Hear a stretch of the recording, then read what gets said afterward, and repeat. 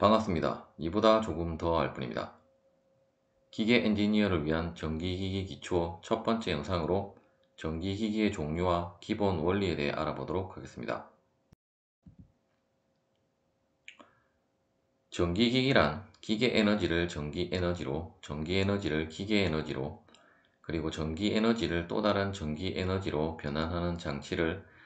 통칭하는 표현이 되겠습니다. 기계적 특성에 따라서 다음과 같이 분류를 할 수가 있는데, 일단 전기기기는 먼저 회전기와 정지기로 분류가 되게 되고, 회전기에는 직류를 사용하는 직류기, 즉 전류를 사용을 하는 직류기, 교류 전류를 사용을 하는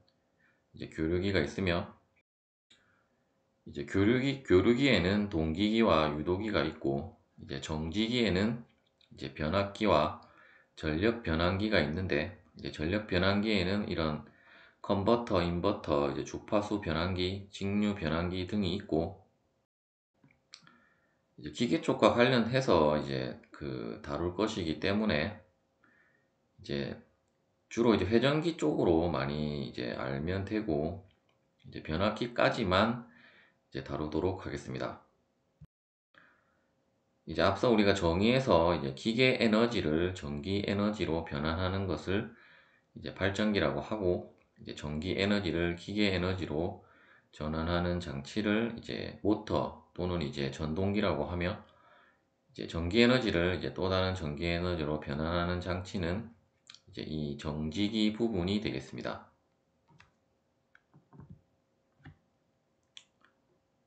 전기기기의 개요에 대해 알아보도록 하겠습니다.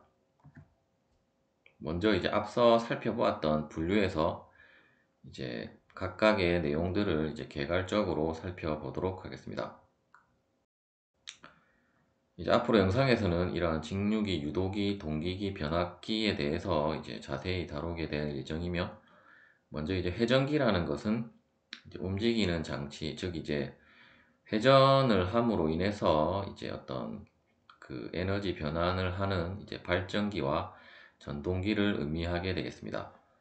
정지기는 말 그대로 정지된 상태에서 그 전기 에너지의 형태를 변환하는 장치로,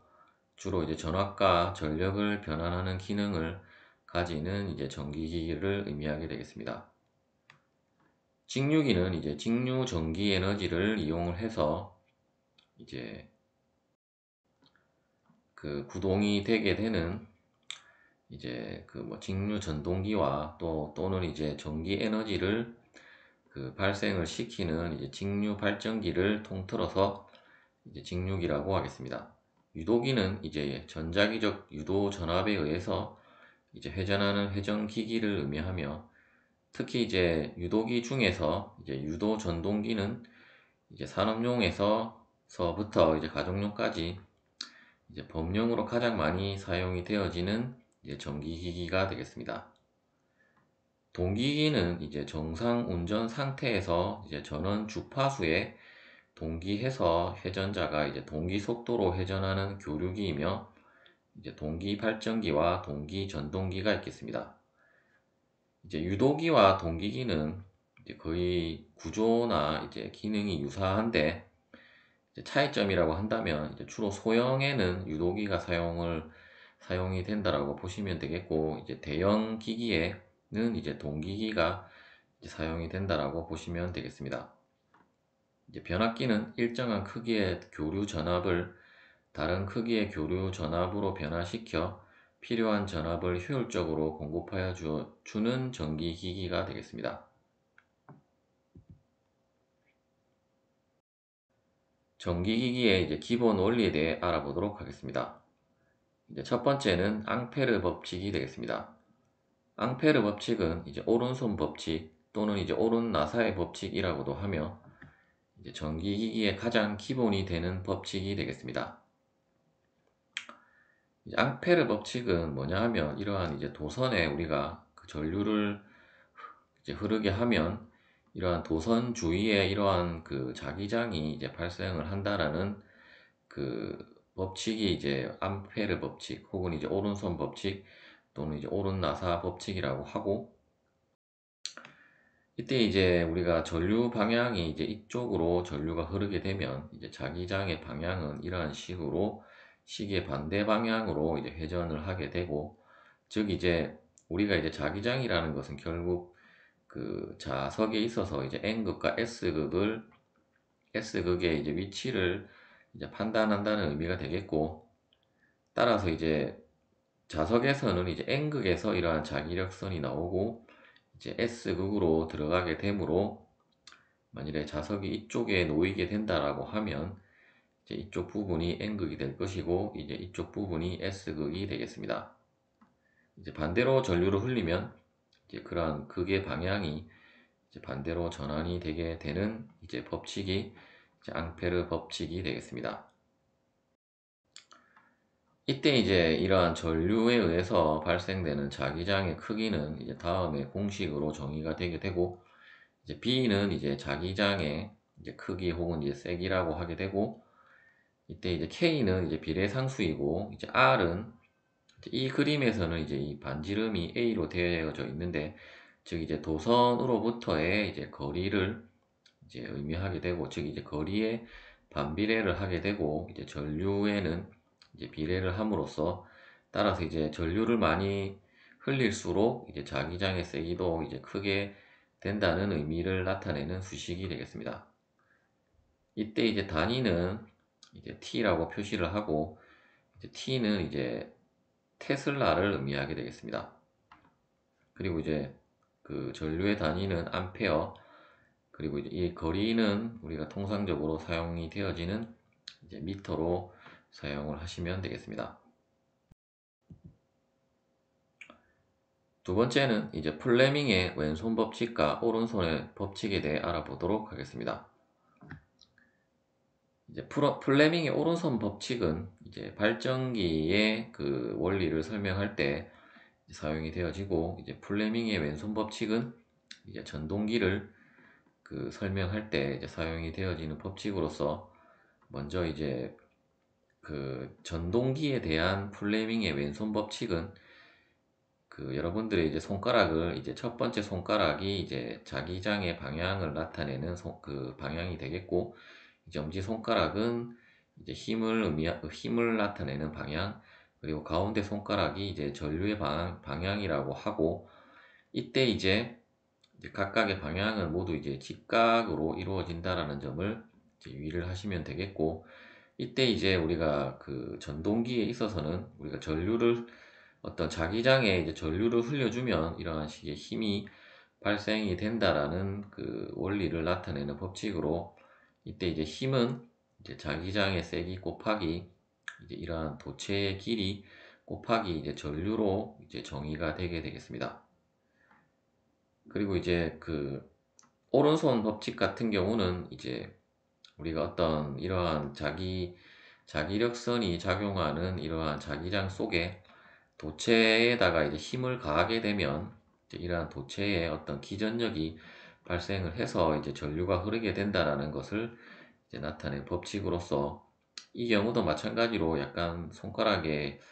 그 그림이 약간 그 조금 이상하게 그려졌는데, 이제 앞서와 동일하게 모두 이제 직각 방향으로 이제 서로 그 방향들이 이루어져 있다라는 것을 이제 알고 계시면 되겠고, 이때도 마찬가지로 엄지손가락과 첫 번째 손가락은 이제 앞서 왼손과 동일하고, 이제 가운데 손가락만 이제 앞서는 전류를 나타냈다면 이번에는 이제 기전력을 나타내는 방향이라고 보시면 되겠습니다. 따라서 이제 이러한 자기장 속에 도체에 힘을 가했을 때 발생되는 기전력은 이제 자기장의 세기 곱하기 이러한 도체가 이제 그 자기장 속에 있는 부분의 길이 L 곱하기 이제 V는 이러한 그 도체가 이제 운동하는 속도라고 보시면 되겠습니다.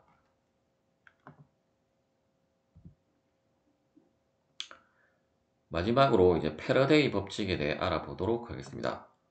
패러데이 법칙은 이제 패러데이의 전자기 유도 법칙이라고도 하며, 이제 유도기와 변압기의 기초 원리가 되겠습니다. 패러데이 법칙은 이제 이러한 그림에서 보시다시피 이 가운데 그림을 보시면 일단 이러한 어떤 전류계에 있어서 이제 이쪽 방향에 이러한 루프 속에는 이제 전류가 이렇게 흐르고 있을 것이고, 이제 자석을 움직이지 않고 그냥 가만히 정지된 상태로 둔다면 이제 이러한 테스터기에는 아무 값도 이제 측정이 되지 않는 것을 확인을 하실 수 있는데, 이때 이제 만일에 이제 이러한 식으로 이쪽으로 이동하고 이쪽으로 이동을 하게 되면 이러한 식으로 이제 전류가 이러한 식으로 유도 전류가 발생을 해서 이제 계측기에 이제 값이 측정이 되게 되고, 따라서 우리가 이제 자석을 이렇게 이러한 식으로 계속 이동을 한다라는 것은 이제 여기에 보시는 이러한 자기력선의 밀도가 이제 계속 변하게 되고, 따라서 이제 그러한 변화를 주게 되면은 이제 이러한 식의 유도 전류가 발생을 한다라는 원리가 바로 이제 패러데이의 전자기 유도 법칙이 되겠습니다. 이를 이제 수식으로 적으면 이제 E는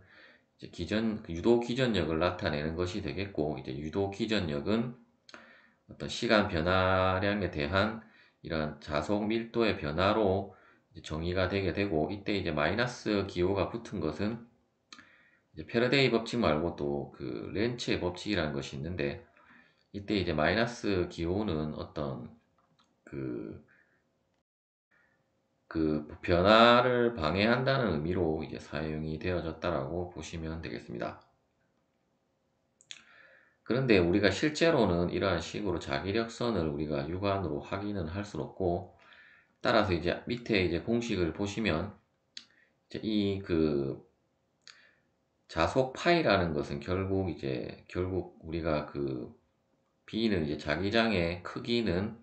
어떤 단위 면적당 이러한 자속으로 정의가 되게 되는데, 따라서 이제